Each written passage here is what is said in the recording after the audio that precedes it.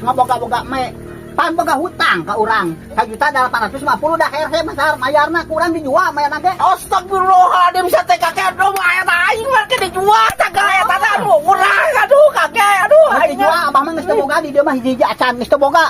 Astagfirullahaladzim si kakek aing. Jadi hutang geus lunas me hiji tah payahna we.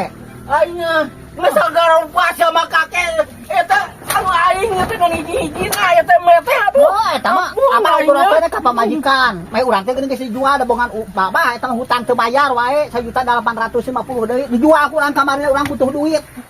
Aduh malik hutang sia sabaraha sia cok.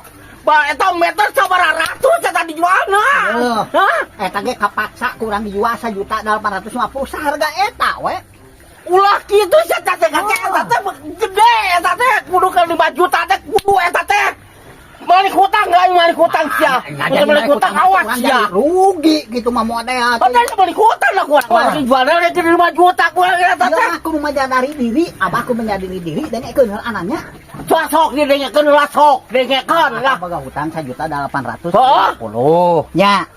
Abah teh hese mayar teh geuning kurang gede dago teh kapaksa mena dijual geus tong riweuh jempling lunas. Pakai lunas sagala. Eta teh geus 5 juta kurang teh geus diareun kan. Meuli eta ka eta teh. Eta mah abah teh nyaho 5 juta teh nyaho 10 juta nu penting abah hutang lunas bebas. Balik deh hutang garang. Ditagih sama bang. Arek dicokot mena kurang. Ulah. Dicokot hiji. Pakai kitu cicing. 5.000 nya. 5 juta. Berapa? 1 juta. 1.850.000 dijual na ge teu batian. Pas kan hutang. Geus tong pake riweuh. Nu penting abah bebas hutang. Ah moal. Dicokot paling mena ke. Dicokot. Nya dicokot mah ku urang meureun urusanana lain deui. Nyokot me urang mah anu abah mah geus hutang lunas. Geus tong sok riweuh. Masuk riweuh sagala. Tong sok riweuh.